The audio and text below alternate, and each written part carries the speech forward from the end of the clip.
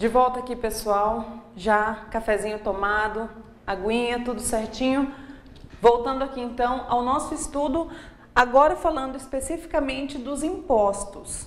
Impostos de competência, vocês já sabem o que é competência. Competência da União, dos municípios e Distrito Federal e estados e Distrito Federal.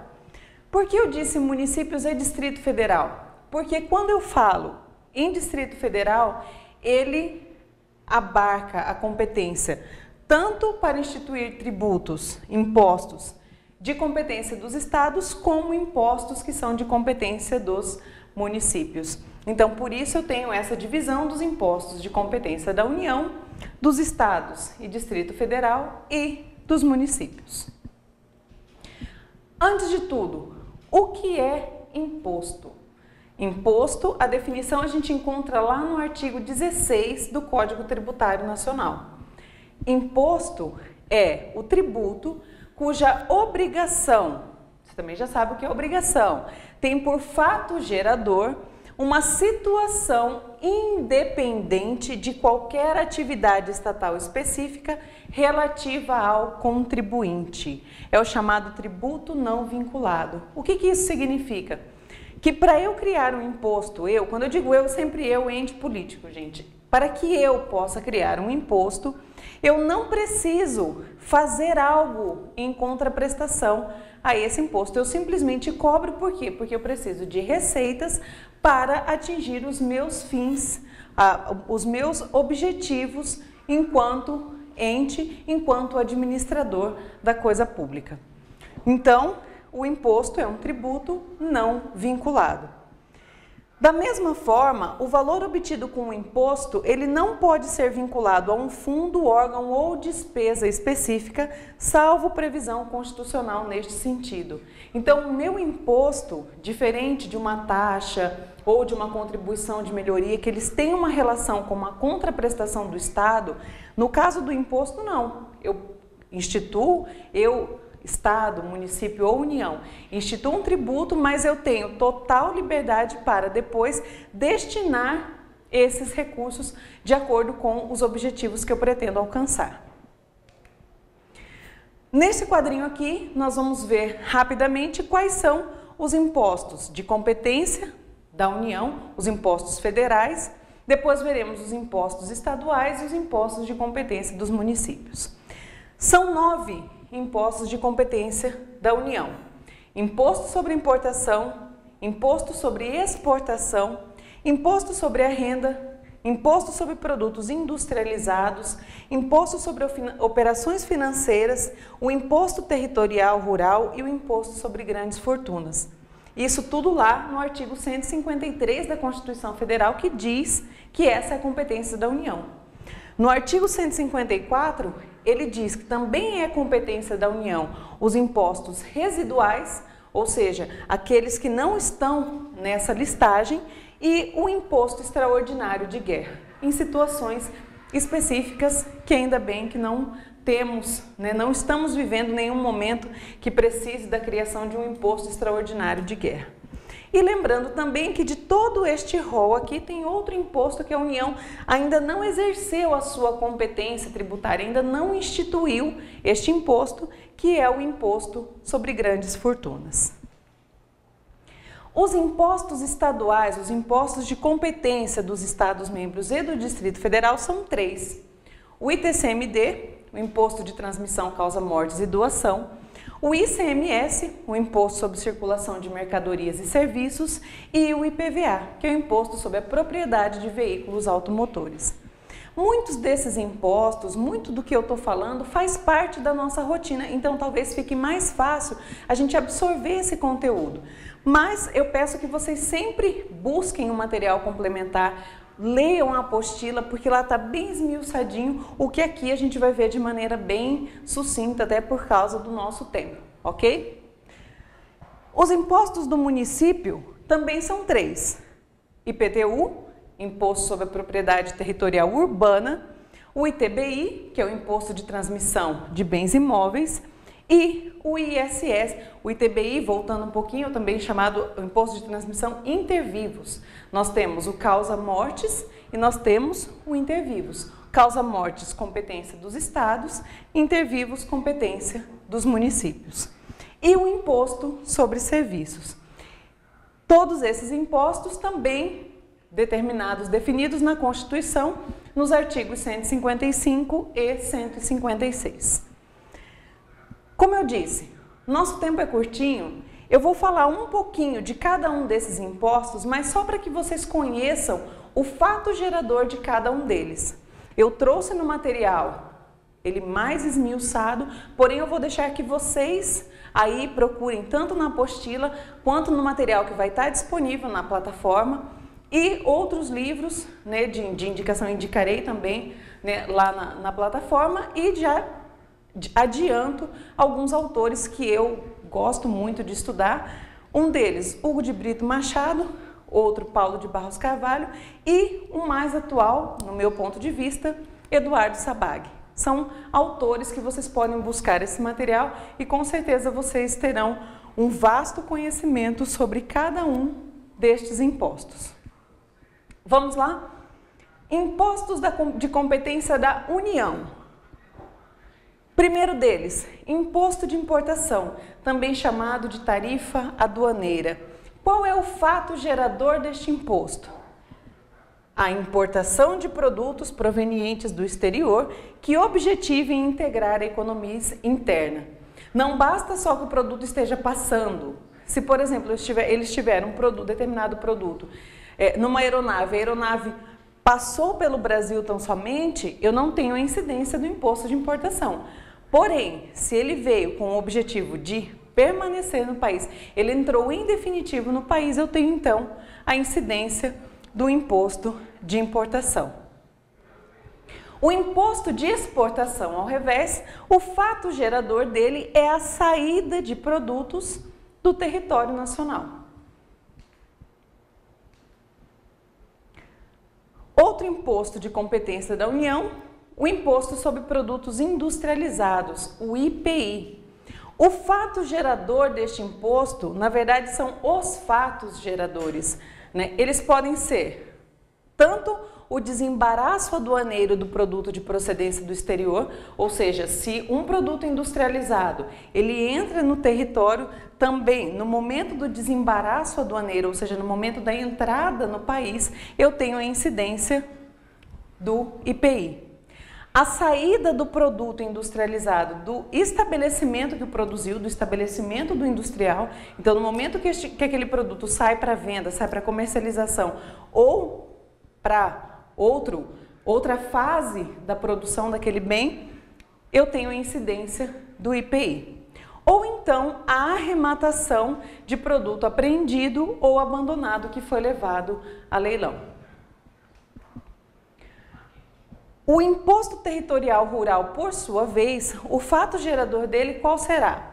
A propriedade, o domínio útil ou a posse de imóvel por natureza, definido na lei civil como zona rural, localizado na zona rural. Neste caso, a gente define zona rural por um método de exclusão. Aquilo que não for considerado pela lei zona urbana, ele automaticamente é zona rural, passível então da incidência do ITR, do Imposto sobre a Propriedade Territorial Rural. E se for urbana, nós vamos ver lá na frente, é imposto de competência do município, o IPTU. Outro imposto de competência da União, talvez o mais conhecido, né, de todos nós, o imposto sobre a renda e proventos de qualquer natureza, o famoso leão. O fato gerador deste imposto, ele é qual? Qual é o fato gerador deste imposto, melhor dizendo? A aquisição da disponibilidade econômica ou jurídica da renda e de proventos de qualquer natureza. Quando eu digo renda ou proventos de qualquer natureza, é qualquer natureza mesmo, até aquelas de caráter ilícito. Então, o fato gerador qual é? A aquisição da disponibilidade econômica.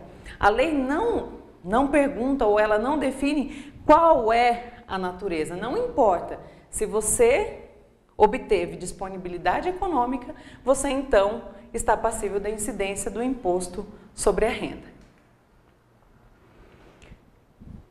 Outro imposto de competência da União, imposto sobre operações financeiras, o IOF. Nós que estamos acostumados a de repente ter que ir lá no banco pedir uma ajudinha para quitar aquelas contas de começo de ano, quando vem ali a lista ou das parcelinhas que você vai pagar a perder de vista, tem lá IOF. Então, o que é o IOF?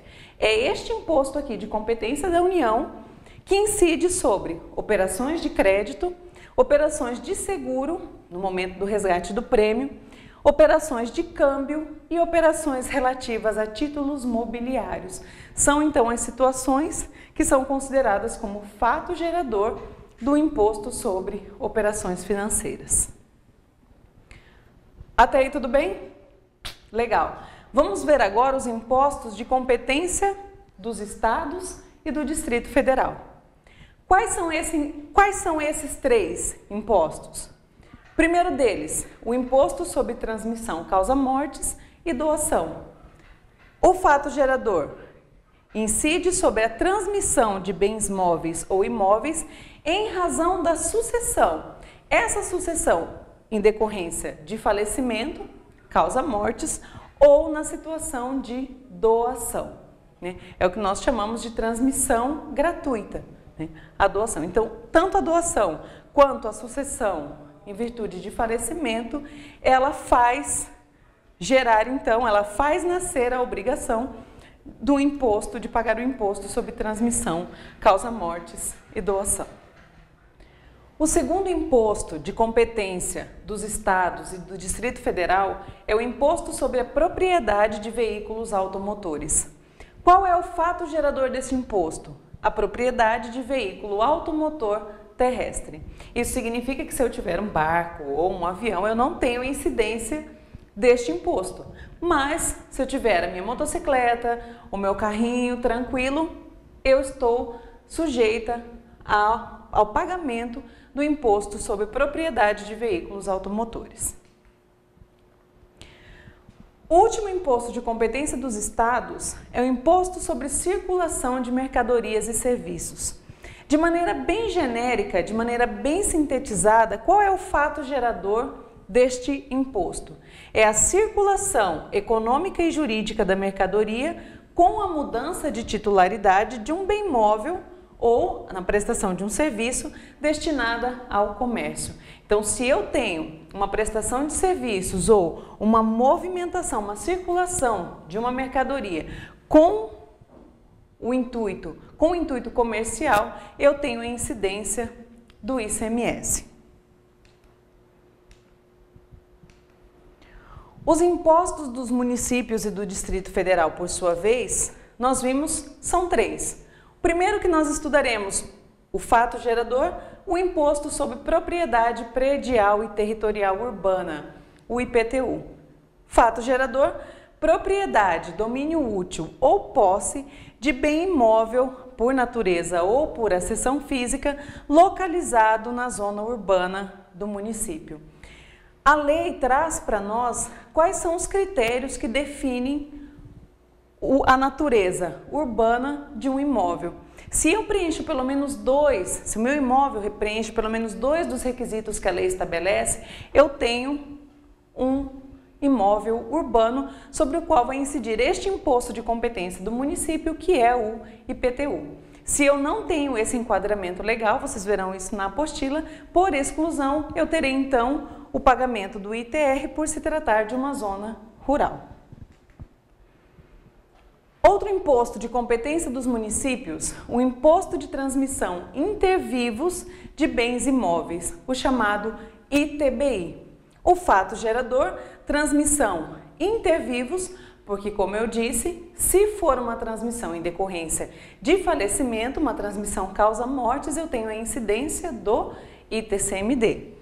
Transmissão, então, intervivos a qualquer título por ato oneroso, porque se eu também tiver uma situação de uma transmissão intervivos a título gratuito, eu tenho uma doação que vai fazer a incidência, vai gerar a incidência do tributo, do imposto estadual e TCMD. Então, é a transmissão, a qualquer título por ato oneroso, de bens imóveis, urbanos ou rural, por natureza ou por acessão física. Então, este é o fato gerador do imposto sobre transmissão inter vivos de bens imóveis.